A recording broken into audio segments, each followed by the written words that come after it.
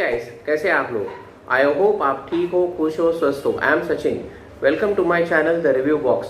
Video शुरू करने से पहले मेरे चैनल को सब्सक्राइब करें और वीडियो को लाइक, फॉलो और शेयर ज़रूर करें। Let's see what's there in the review box today. आज के वीडियो का टाइटल है the review box reacts to Durga Puja, a UNESCO intangible heritage tag, a proud moment for every Indian. Prashant Dhawan.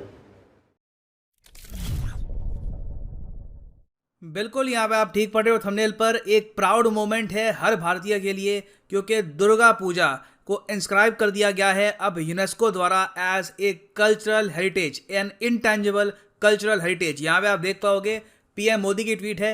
ये कह रहे हैं a matter of great pride and joy for every Indian, Durga Puja highlights the best of our traditions and ethos and Kolkata Durga Puja is an experience everyone must have. और यहाँ पे आप देख पाएंगे नीचे यूनेस्को की यहाँ पर ट्वीट है, breaking, Durga Puja in Kolkata has been inscribed on the intangible heritage list. ये ट्वीट पीएम मोदी ने बंगाली में भी करी है और ममता बनर्जी जो चीफ मिनिस्टर है बंगाल की, उन्होंने भी यहाँ पर यह कहा है कि प्राउड मोमेंट फॉर बंगाल। और बिल्कुल इंडियंस के लिए, बंगालीज के लिए, चाहे वो दुनिया में कहीं भी हैं, this is a very special moment. तो हर तरफ आपको ये मैसेज दिखेगा, कांग्रेचुलेशंस इंडिया। मगर यहाँ पे आप पूछेंगे इंटेंजिबल कल्चरल हेरिटेज होती क्या है। आई मीन हमको ये बताए कि यूनेस्को, जिसके हेडक्वार्टर्स आपको मिलेंगे पेरिस फ्रांस में, वो लोग कल्चरल हेरिटेज साइट का टैग देते हैं। फॉर एग्जांपल लाल किले को, उसके अलावा क्रेमलिन को, आईफल टावर को, दुनिया भर में आपको यूनेस्को की कल्चरल हेरिटेज साइट्स मिलेगी। मगर इनटेंजिबल का मतलब क्या है? देखिए, टेंजिबल का मतलब होता है जिसको आप छू सकते हैं। फॉर एग्जांपल ये टेबल है, आपका मोबाइल फोन, आपका कंप्यूटर, इसको आप छू सकते हैं। इनटेंजिबल मतलब कि जिसको आप छू नहीं सकते। इनटेंजिबल हो सकती है एक ट्रेडिशन जो कई सदियों से चलती आ रही है, जिसका एक बहुत ही डीप सिंबॉलिक मीनिंग है एक पर्टिकुलर कम्युनिटी के लिए, एक सर्टन पार्ट ऑफ वर्ल्ड में उसकी बहुत ज़्यादा इंपॉर्टेंस है। उसके अलावा अगर मान लो कोई स्किल है, उसको भी आप काउंट कर सकते हैं। कोई डांस फॉर्म है, पोएट्री पढ़ने का एक सर्टन तरीका है, कोई भी ऐसी स्किल जिसको आप छू नहीं सकते अपने आप में, उसको आप कहोगे कि ये है एक इंटेंजिबल कल्चरल हेरिटेज। और ऑब्वियसली इनको भी यूनेस्को काउंट करता है एक सर्टन लिस्ट में। दुनिया भर में आप अगर देखो तो total 618 UNESCO intangible cultural heritage वाली एलिमेंट्स आपको मिलेंगे। कई डांस फॉर्म्स हैं, कई पेंटिंग करने के तरीके हैं। और दुनिया में सबसे ज्यादा ये एलिमेंट्स किस कंट्री के पास है? चाइना के पास। चाइना के पास 42 यहाँ पे आपको मिलेगी इंटेंजिबल कल्चरल हेरिटेज वाली चीजें। और इंडिया के पास कितनी है? देखो, भारत के पास अब हो चुकी हैं 14, दुर्गा पूजा को ऐड करके, नहीं तो इससे पहले 13 थी। यहाँ पे आप देख पाओगे ये है इंडिया की इंटेंजिबल कल्चरल हेरिटेज। 2021 में 4 साल के इंतजार के बाद यहाँ पर ऐड किया गया है दुर्गा पूजा को। और अगर मैं यहाँ पे क्लिक करूंगा दुर्गा पूजा को, तो यहाँ पर यूनेस्को की वेबसाइट पे आपको इंफॉर्मेशन मिलेगी अबाउट दुर्गा पूजा, इसकी सिग्निफिकेंस क्या है, हिंदू कल्चर में इसकी क्या इंपॉर्टेंस है, बंगाली कल्चर में इसकी क्या इंपॉर्टेंस है। यहाँ पर आप देख पाएंगे इन्होंने इन डिटेल कंप्लीटली कवर किया है कि ये दुर्गा पूजा में कौन कौन से लोग इन्वॉल्व होते हैं, क्या इसकी ट्रेडिशन रही है, इसकी हिस्ट्री क्या है।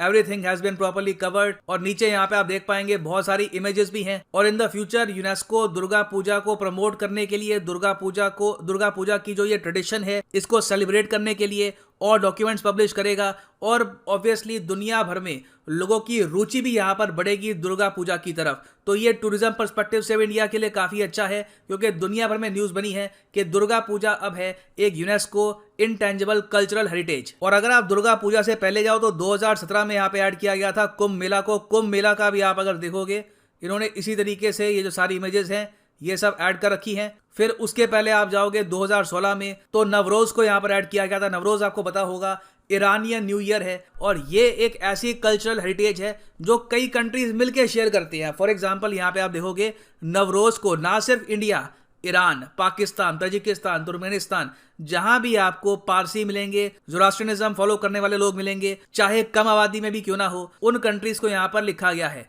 तो इंडिया और पाकिस्तान दोनों शेयर करते हैं नवरोज को as an intangible cultural heritage of humanity. और 2016 में योगा को भी यहाँ पर ऐड किया गया था। उसके पहले आप अगर जाओगे तो ब्रास और कॉपर से बनाए हुए यूटेंसिल्स की जो स्किल है उसको ऐड किया गया है। फिर मणिपुर की सिंगिंग और डांसिंग स्किल्स को यहाँ पर ऐड किया गया था। राजस्थान के फोक डांसेस को ऐड कर रखा है। केरला के फोक डांसेस को, जो बुद्धिस्ट चैंटिंग होती है लद्दाख की, इसको ऐड किया गया था 2012 में। यहाँ पे आप देख पाएंगे, इस पर भी वीडियो आपको मिलेगी।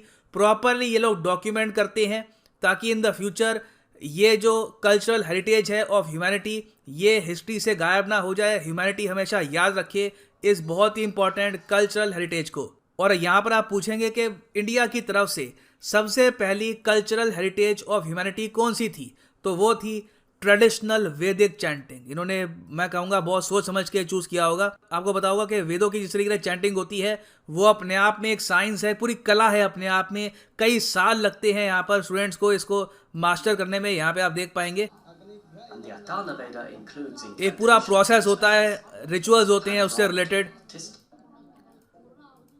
तो ट्रेडिशनल वैदिक चैंटिंग थी इंडिया की तरफ से पहली UNESCO intangible heritage of humanity. उसके अलावा रामलीला और बहुत सी चीज़ें यहाँ पर ऐड करी गई हैं।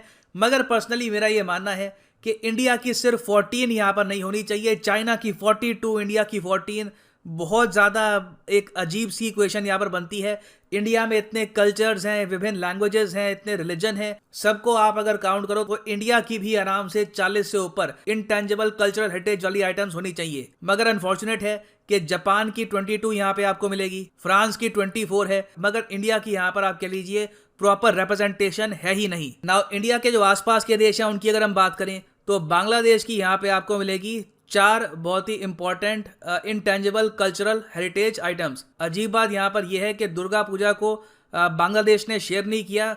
मे बी एक रीज़न ये भी हो सकता है कि रिसेंटली जिस तरीके से वहाँ पे अटैक्स हुए हैं तो इन्होंने यहाँ पर शेयर करवाया नहीं है। बट दुर्गा पूजा ऑब्वियसली बांग्लादेश में भी होती है। उसके अलावा पाकिस्तान की भी यहाँ पे आपको 4 आइटम्स मिलेगी, मगर पाकिस्तान एक्चुअली 3 जो अपनी कल्चरल हेरिटेज है ये तो बाकी बहुत सारी कंट्रीज के साथ शेयर करता है, तो पाकिस्तान की भी मैं कहूँगा प्रॉपर रिप्रेजेंटेशन यहाँ पर है नहीं। साउथ एशिया की ही रिप्रेजेंटेशन प्रॉपरली यहाँ पे आपको नहीं मिलेगी। नहीं तो श्रीलंका, पाकिस्तान, बांग्लादेश, इंडिया सबकी मिला के आप अगर देखो तो आराम से 60 to 70 कल्चरल हेरिटेज यहाँ पर होनी चाहिए। बट इधर वे अभी के लिए मैं कहूँगा एक काफी अच्छी न्यूज है ये। We should be all be proud of this achievement. और फाइनली यहाँ पर मैं ये भी ऐड कर दूं कि सिर्फ आज के लिए, आज रात को 12 बजे ऑफर खत्म हो जाएगा, तो आज के लिए एक बहुत ही स्पेशल ऑफर है जिसमें आप एसएससी और बैंक एग्जाम्स के जो कॉम्बो है ये परचेज कर सकते हैं फ्रॉम अनअकैडमी। कमेंट सेक्शन में जाओ, यहाँ पे आपको मिलेगा लिंक एसएससी बैंक कॉम्बो का।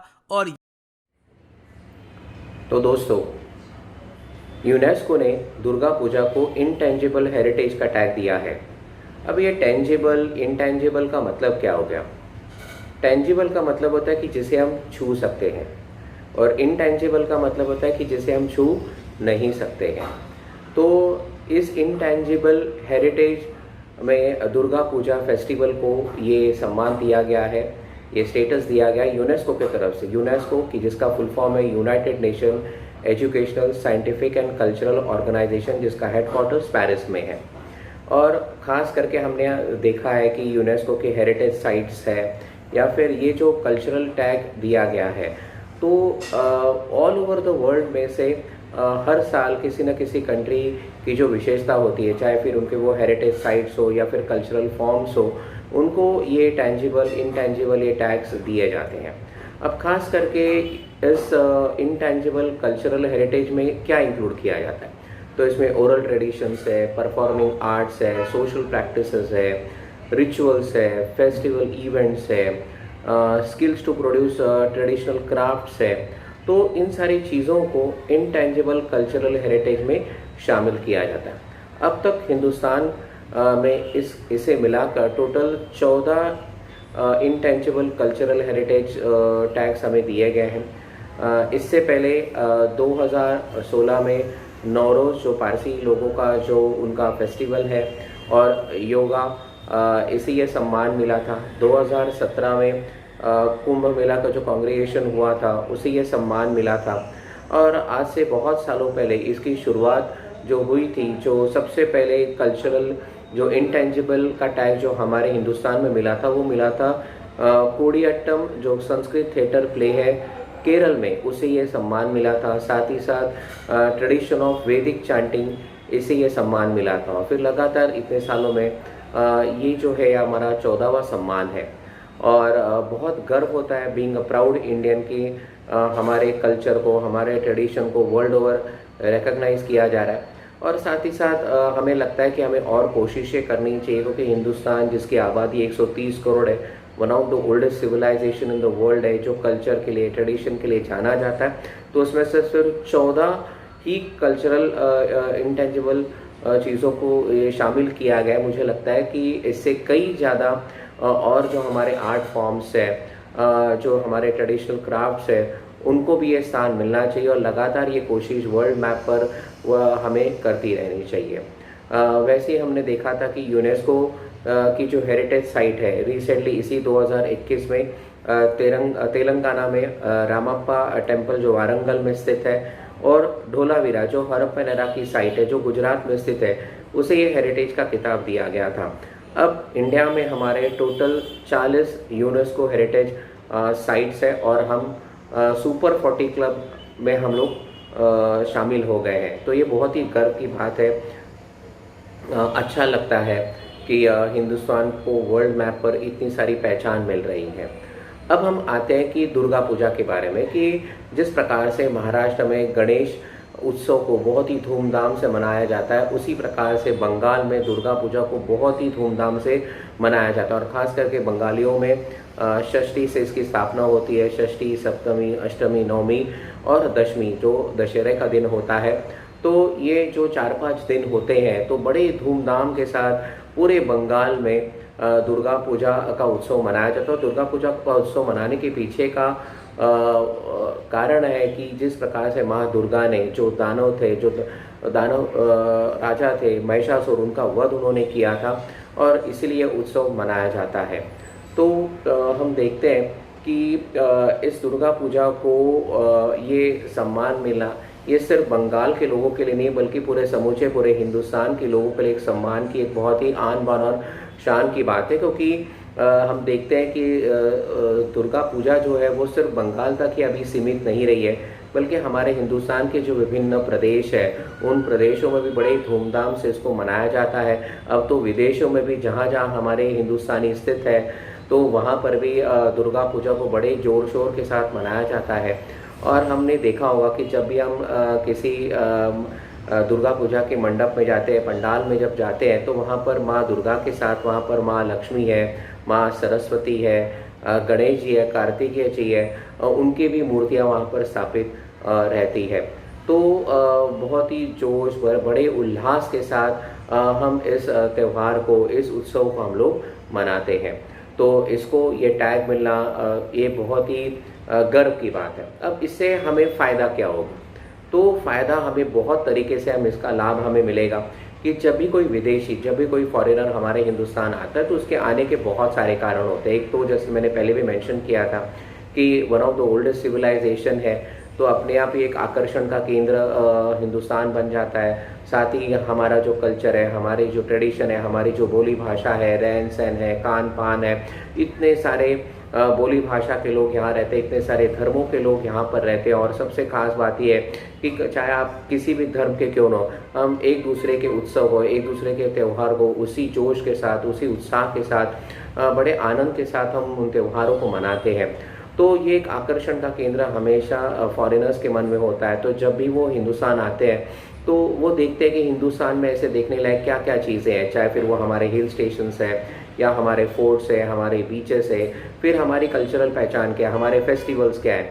तो जब यूनेस्को की तरफ से जब दुर्गा पूजा को ये जो मान मिला है, तो इससे वो हाईलाइट ज़रूर होते हैं। तो बहुत सारे फॉरेनर्स फिर अपनी विज़िट को प्लान करते हैं कि जब दुर्गा पूजा का जब वक्त होता है, ख़ास करके हमारे हिंदुस्तान में सितंबर अक्टूबर के आसपास नवरात्रि के दिनों में ये सारा उत्सव मनाया जाता है, तो उस समय वो प्लानिंग करते हैं। तो इससे क्या होता है कि हमारे फॉरेन एक्सचेंज में बढ़ोतरी होती है, ज़्यादा से ज़्यादा फॉरेनर्स हमारे हिंदुस्तान आते हैं, तो यहाँ पे लोकल रोज़गार जो है वो उपलब्ध होने शुरू हो जाते हैं, टूरिज़्म को बूस्ट मिलता है।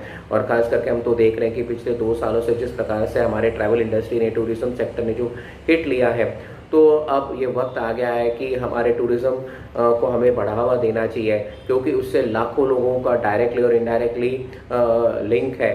तो उनको एक प्रकार का रोज़गार का उनको साधन मिल जाता है। वैसे ही हम लोगों ने कुछ ही दिन पहले देखा था कि हमारे प्राइम मिनिस्टर नरेंद्र मोदी जी ने जिस प्रकार से काशी विश्वनाथ कॉरिडोर का उद्घाटन किया, तो काशी भी एक प्रकार का एक मुख्य आकर्षण का केंद्र बनने जा रहा है। तो डायरेक्ट इनडायरेक्ट एम्प्लॉयमेंट अपॉर्चुनिटीज़ बढ़ती है, उस शहर की, उस स्टेट का विकास होता है और अल्टीमेटली इसका पूरा फ़ायदा जो है समूचे हमारे हिंदुस्तान को होता है। तो बहुत ही गर्व की बात है, it's a proud moment for every Indian. जैसे प्रशांत धवन जी ने बहुत ही अच्छे तरीके से एज़ यूजुअल उन्होंने इसे समझाया, हमारे सामने लाया और हमें मौका दिया कि इस पूरे वीडियो को हम रिव्यू दे पाए। ऐसे अच्छे अच्छे वीडियो हमारे सामने वो लाए ताकि हम उसका रिव्यू दे पाए। अब ये वीडियो आज हम यहीं समाप्त करते हैं। तब तक खुश रहिए, आबाद रहिए।